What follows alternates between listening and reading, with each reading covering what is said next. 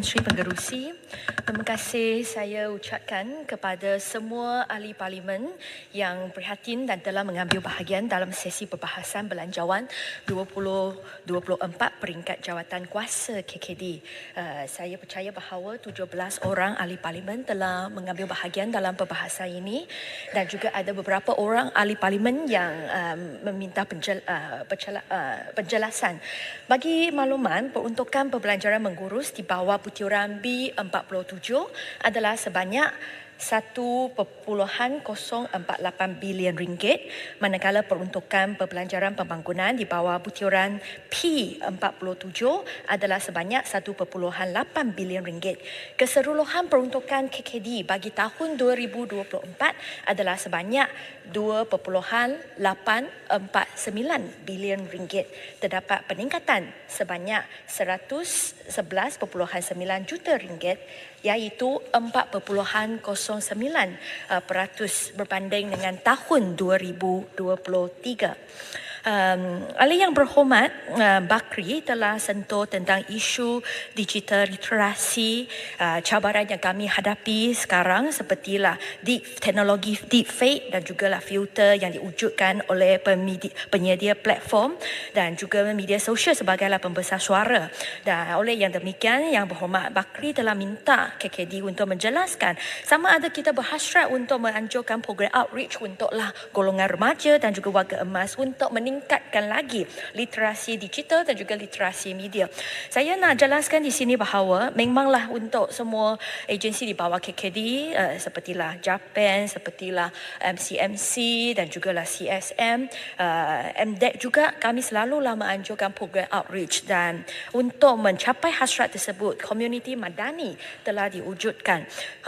Seperti yang ahli-ahli yang berhormat sedia maklum, 1,878 komuniti madani akan diwujudkan atau sedang diwujudkan, iaitu untuk di bawah setiap DUN 3 komuniti madani akan diwujudkan.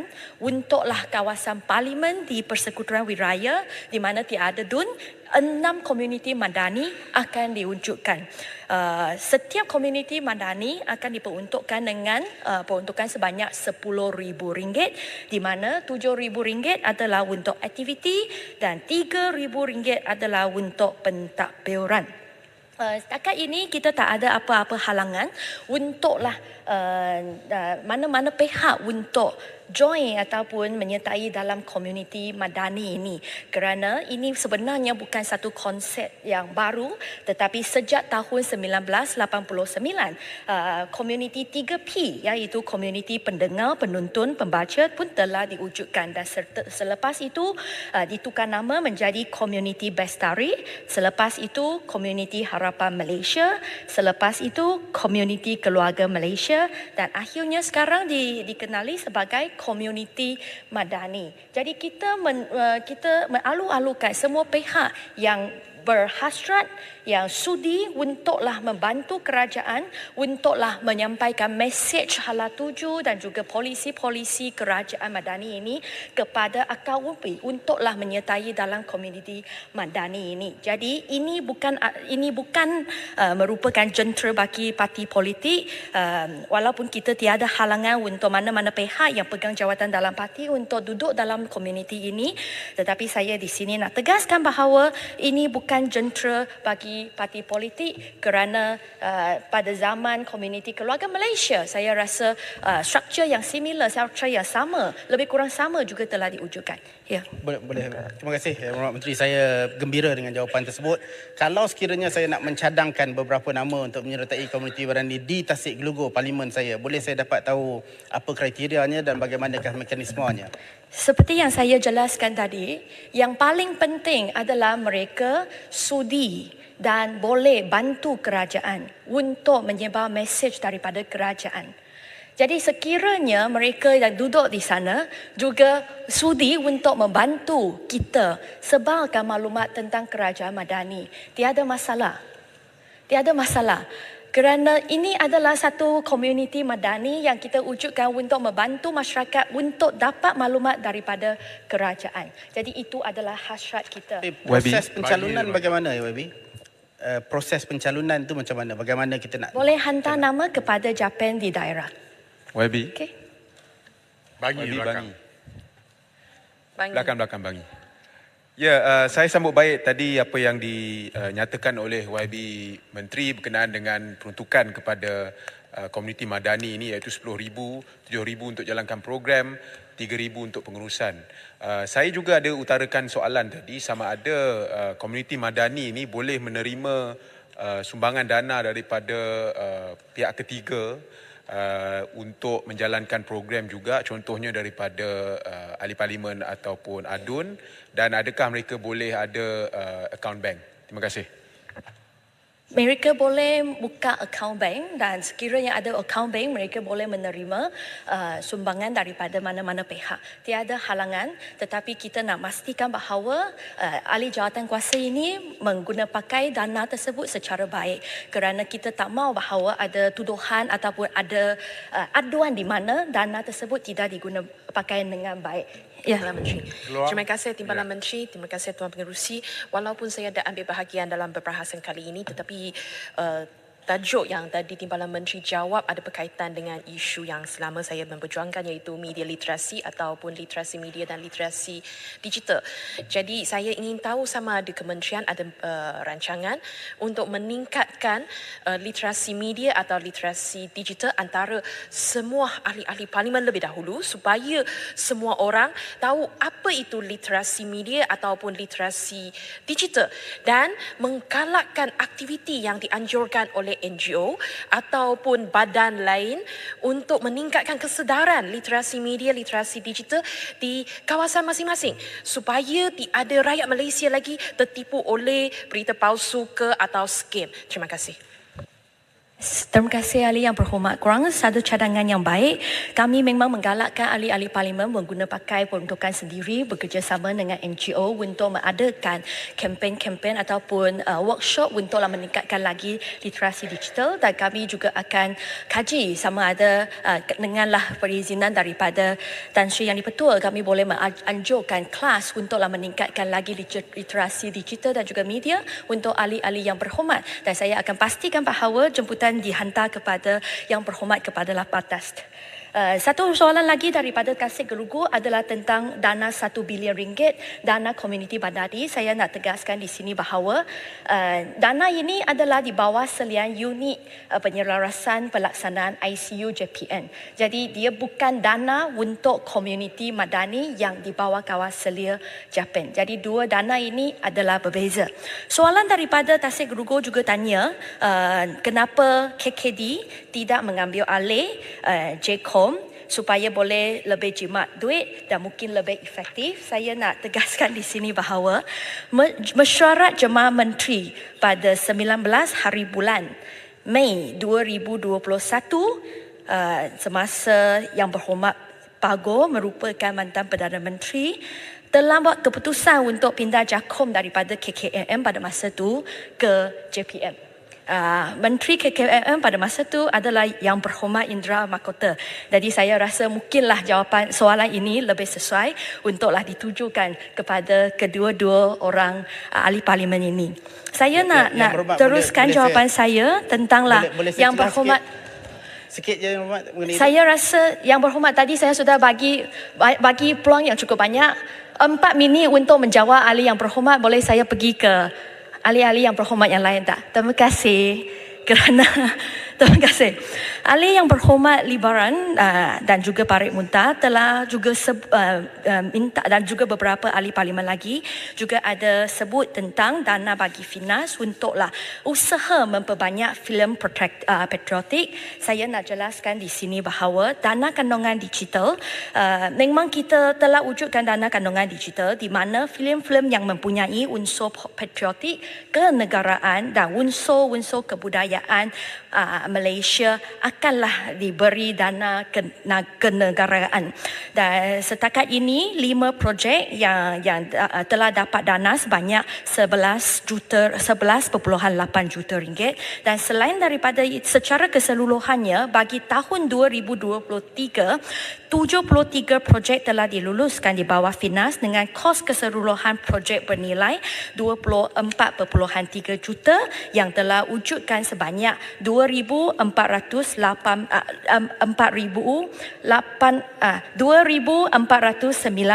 peluang pekerjaan.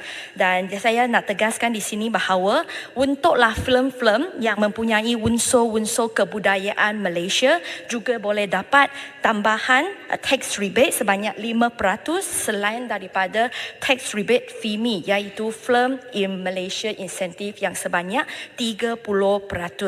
Yang berhormat Liburan Pasir Mas dan juga Puncak Borneo juga sebut tentang animasi, kerana ini juga merupakan satu industri yang sangat-sangat penting.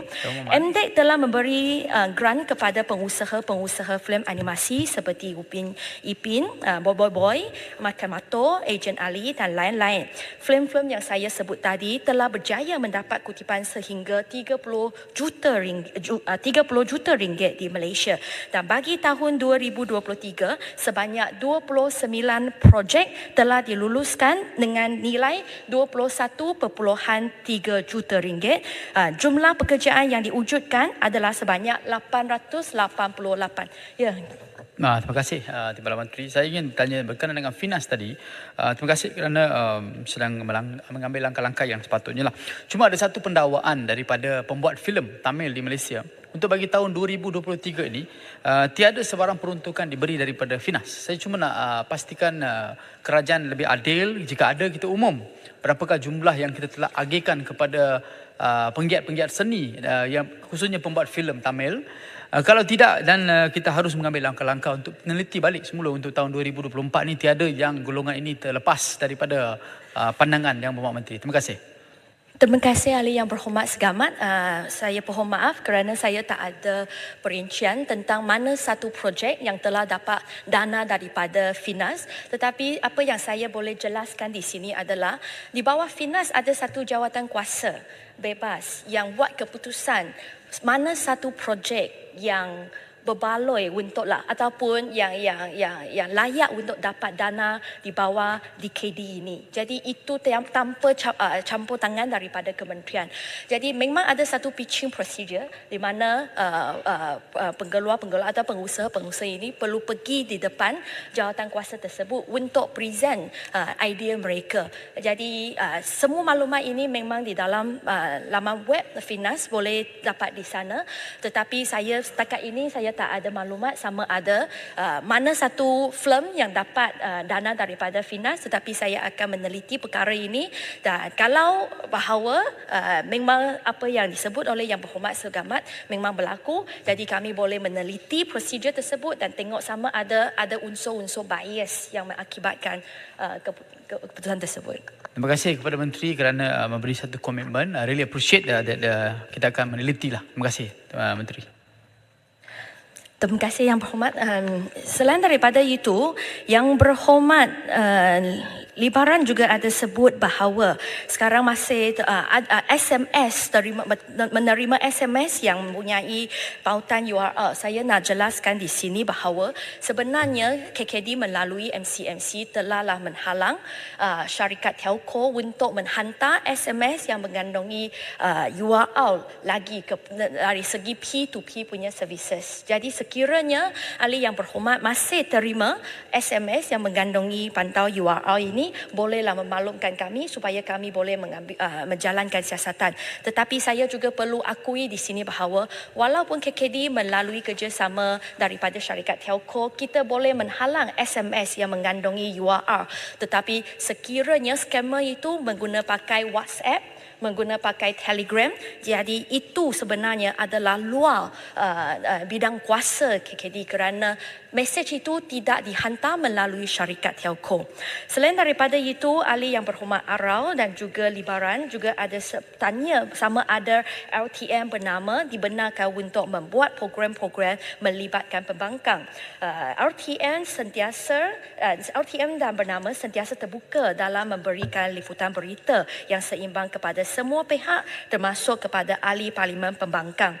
Satu contoh yang baik adalah dalam ialah pilihan raya negeri dan juga PLK Pulai dan Simpang Jeram, PLK Pelanggai, PLK Jepak dan terkini PLK Kemaman. Dan selain daripada itu, untuk maklumat yang berhormat berkaitan dengan liputan kepada UMNO Timbalan Sabah. Menteri, boleh sikit tak Timbalan Menteri? Saya habis saya. Saya tak bahas. Saya masuk nama, tapi nama tak ada speaker. Tak apa dia menteri. Boleh tak sikit? Saya nak habis menjelaskan isu ini. Lepas tu dia menteri jawab. Terima kasih, thank you. Berkaitan dengan liputan Dia terkejut kepada terus UMNO. lah menteri.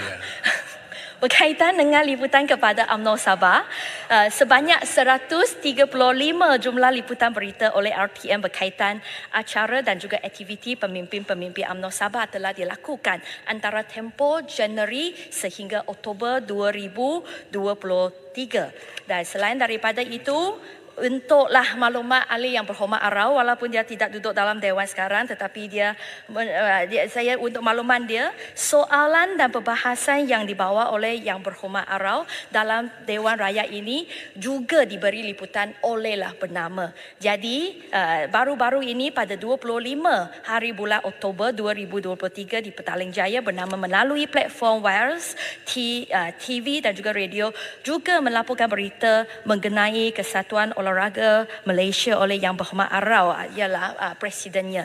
Jadi ini adalah bukti bahawa LTM dan juga bernama akanlah teruslah memberikan liputan yang seimbang kepada semua pihak. Ya, Yang Berhormat. Terima kasih Timbalan Menteri. Saya nak tanya dengan Timbalan Menteri ya. Contohnya sehari dua hari ini kecoh lah. Isu Islam terancam. Isu Mahkamah Syariah terancam. Perdana Menteri yang ada ni membiarkan soal berkaitan dengan Islam terancam. Membiarkan soal berkaitan dengan Mahkamah Syariah ni terancam. Saya begini, Timbalan Menteri. Kita dah 66 tahun kita merdeka. Kita nak tahu sebenarnya apa ceritanya soal berkaitan dengan pendakwaan ataupun apa cerita sebenarnya soal berkaitan dengan Nick Elin lawan dengan Kerajaan Negeri Kelantan ni. Kita nak tahu. Sebab itu saya nak cadangkan kepada kerajaan di peringkat KKD ni. Tak boleh ke maksudnya pihak kementerian ni panggil tokoh-tokoh contohnya bekas ketua hakim negara ke, bekas peguam negara ke, pengamal-pengamal undang-undang ke, pesyarah-pesyarah universiti ke, masuk dekat TV1, TV2, TV3 ni bercakap soal berkaitan dengan apa isu sebenarnya yang berlaku dalam negara kita ni. Sebab rakyat di bawah ni nak tahu apa cerita sebenarnya. Sebab kita tak nak tuding jari.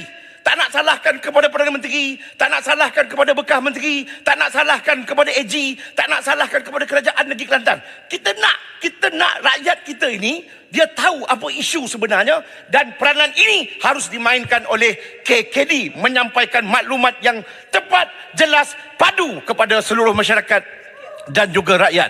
Sekian saya melaporkan. Terima kasih ahli yang berhormat, cadangan yang bagus. Saya akan minta RTM untuk meneliti cadangan yang berhormat. Terima kasih yang berhormat. Yang berhormat Julau menyatakan bahawa YB Menteri, boleh bagi sikit? Yes, sila. Saya juga ingin mencadangkan perkara yang sama. Tidak hanya sebelah pihak, tapi dipanggil juga peguam-peguam yang membela isu ini supaya diberi peluang memberi penjelasan di RTM. Dia berlaku adil. Baru rakyat boleh menilai.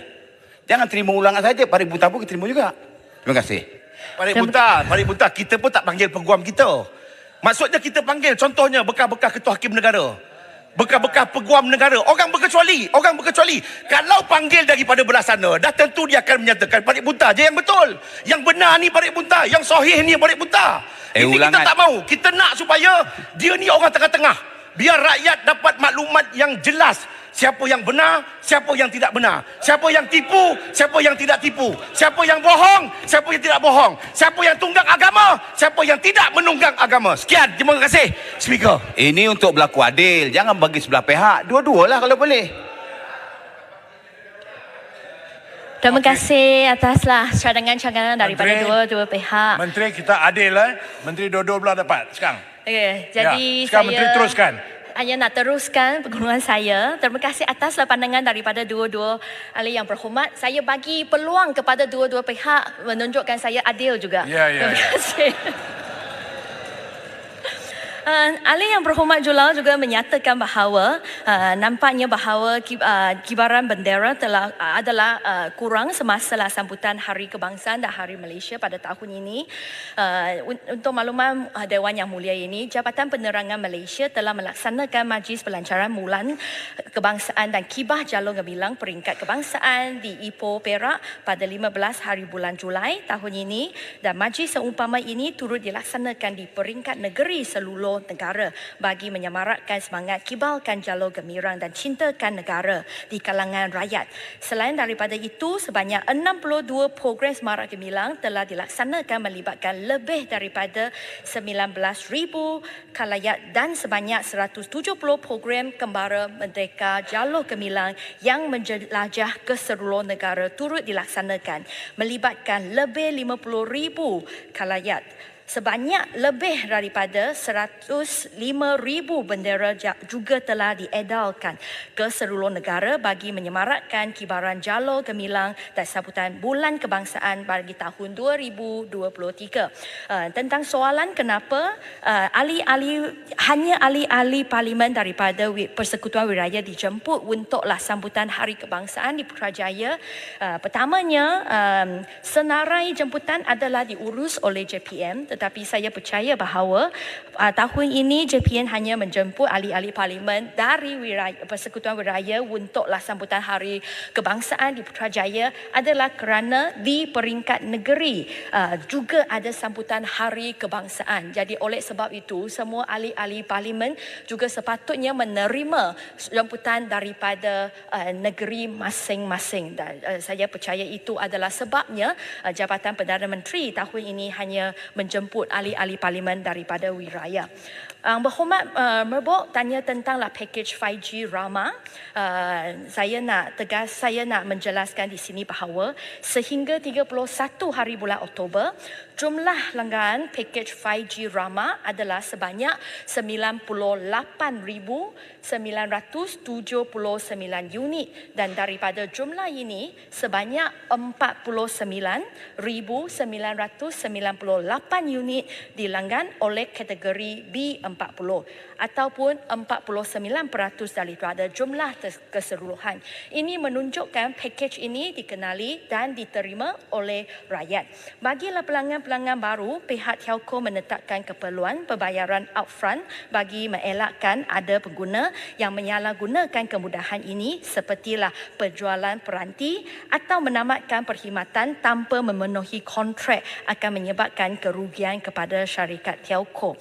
Upfront ini adalah seolah-olah bayaran pendahuluan komitmen pelanggan dan akan di-rebate di dalam bil bulan-bulan berikutnya, manakala bagi pelanggan bersedia tiada bayaran upfront dengan izin.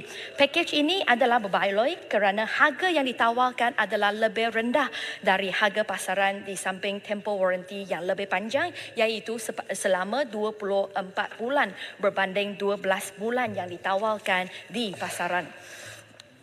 Yang berhormat Redang tanya tentang Malaysia Digital Accelerated Grant. Malaysia Digital Accelerated Grant merupakan grant yang mensasalkan syarikat-syarikat digital baharu dan sedia ada untuklah menjalankan aktiviti bernilai tinggi serta mewujudkan peluang pekerjaan bernilai tinggi. Pada tahun 2022, sebanyak 35 syarikat telah menerima grant tersebut, manakala pada tahun 2023 sebanyak 36 syarikat dijangka akan mendapat manfaat daripada grant ini kerana masih di dalam peringkat kelulusan dan pelaksanaan. Berikut adalah antara kisah kejayaan penerima grant MDAG ini. Pertama, Kasem, sebuah syarikat Malaysia yang diiktiraf sebagai syarikat unicorn yang menjalankan platform e-dagang kereta terbesar di Asia Tenggara. Setelah memperolehi kejayaan kekayaan yang besar di Malaysia, Kasem telah berjaya mengembangkan sayap operasi di Indonesia, Thailand dan Singapura.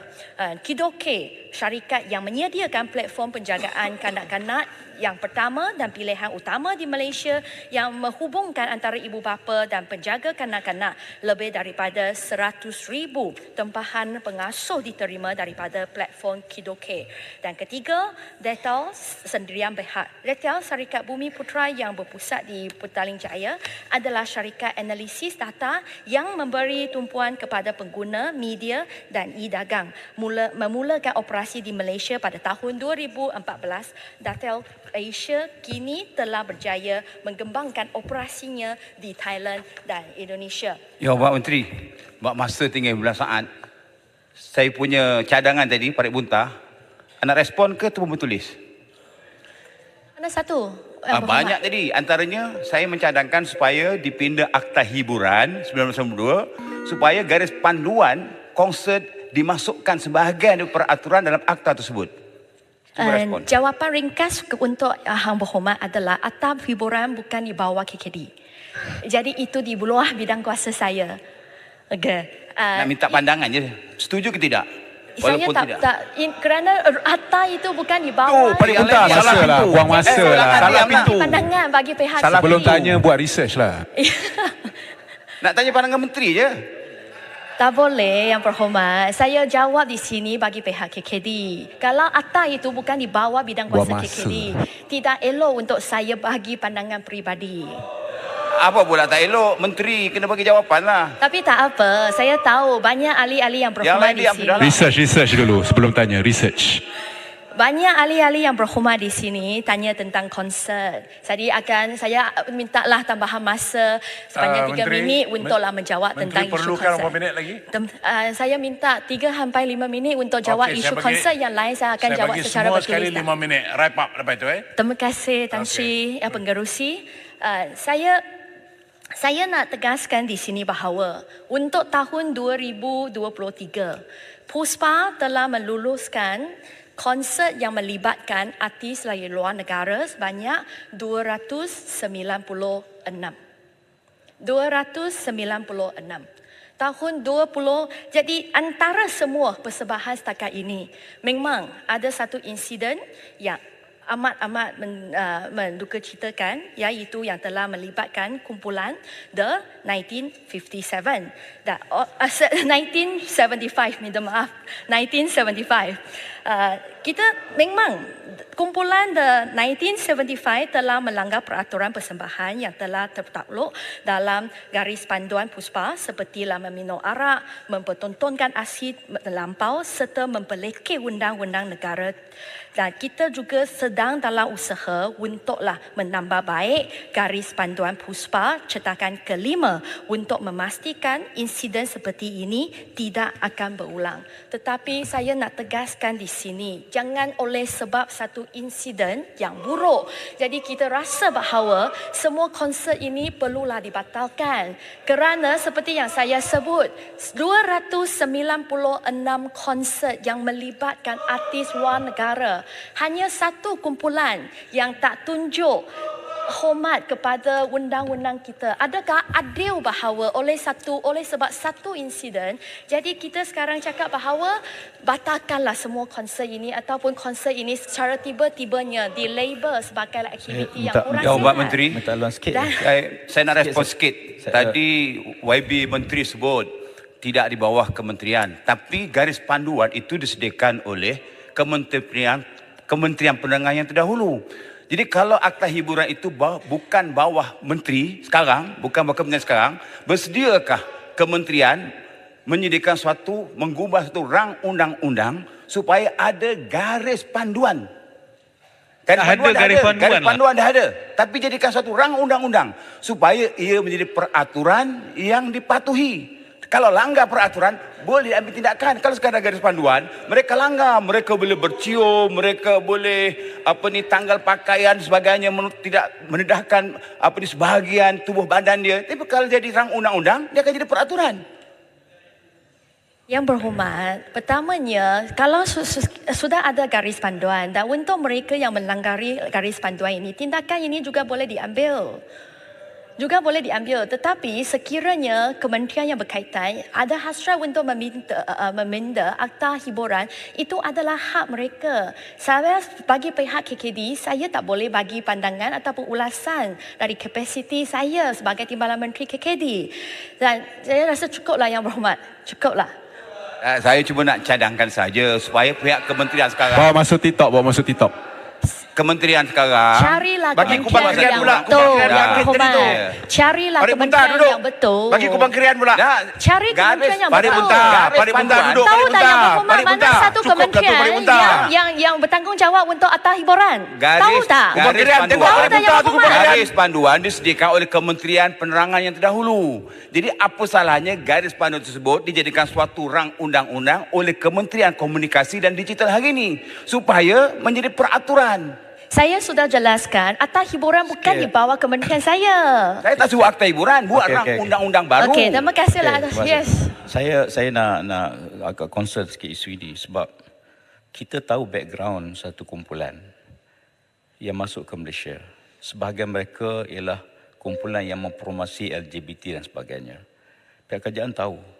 Saya fikir kita perlu bukan segaris panduan untuk kita pastikan bahawa kumpulan yang mempromosi nilai-nilai negatif yang bercanggah dengan peraturan negara, kita sekat lebih awal supaya tidak timbul polemik. Kita bukan menentang konsert. Kena jelas. Kita bukan menentang konsert. Kita menentang promosi nilai yang bercanggah dengan dasar negara. Kerajaan ada data tentang kumpulan tersebut. Saya minta supaya perkara ini diberi perhatian. Terima kasih. Terima kasih Yang Berhormat. Saya nak jelaskan, akhirnya saya nak sentuh bahawa tentanglah konsert Coldplay yang jugalah disebutlah oleh banyak ahli-ahli yang berhormat. Tahu tak ahli-ahli yang berhormat bahawa Coldplay barulah pergi ke Jakarta, Indonesia pada 15 hari bulan November dan menganjurkan konsert mereka di sana. Jadi apa salah kalaulah sebuah negara yang mempunyai warga Muslim yang paling banyak di seluruh dunia boleh izinkan Coldplay untuk mengadakan konsert di sana, dan Malaysia kita tak boleh izinkan Coldplay untuk datang ke sini. Dan kami sudah jelaskan kepada semua artis-artis, tak kiralah dalam negara ataupun dari luar negara, kalau mereka berhasrat untuk datang ke Malaysia, mereka perlu hormat kedaulatan undang-undang kita dan kebudayaan negara. Itu memang merupakan pendirian KKD dan juga pendirian kerajaan Madani, dan saya percaya tak kira sesiapa yang menjadi kerajaan juga akan menyokong pendirian sedemikian. Jadi saya percaya bahawa nak tunjuk sokongan kami solidariti kepada Palestin ada banyak cara dan perkara.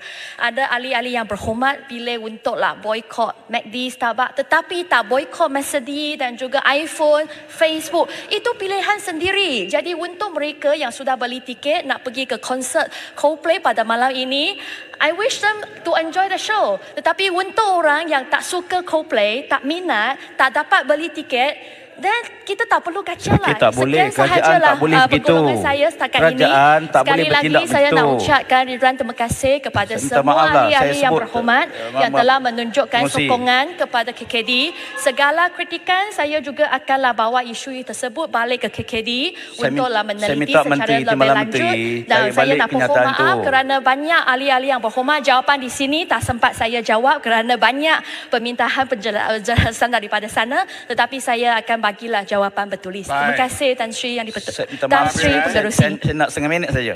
Kerajaan bertanggungjawab. Tak boleh bagi kebenaran. Siapa nak pergi tengok, pergi tengok. Siapa tak pergi, nak pergi tengok. Tak boleh demikian. Tanggungjawab kerajaan, pastikan nilai moral tinggi pada rakyat. Jangan menyerah pada rakyat untuk buat pilihan. Tapi kerajaan ada polisi, ada peraturan, ada hak. Pastikan nilai positif Dulu saja. Billie Eilish boleh je. Billie Terima Eilish kasih. boleh.